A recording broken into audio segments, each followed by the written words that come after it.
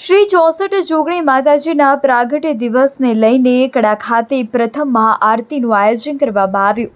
વિસનગર તાલુકાના કડા ગામમાં નવનિર્માણ થનાર જોગણી ધામ ખાતે સમસ્ત રાવણદેવ યોગી સમાજ દ્વારા શ્રી 64 જોગણી માતાજીના પ્રાગટ્ય દિવસને લઈને કડા ખાતે પ્રથમ મહાઆરતીનું આયોજન કરવામાં આવ્યું. સમસ્ત રાવણદેવ યોગી સમાજની ઝાપાટોડાની ભગવા ભીખની જગતજનની માં 64 જોગણી માતાજીની પ્રથમ મહાઆરતીનો લાભ લેવા જિલ્લામાંથી દરેક તાલુકામાંથી તેમજ ગામે ગામથી મોટી સંખ્યામાં રાવણદેવ યોગી સમાજ ઉમટી પડ્યો હતો.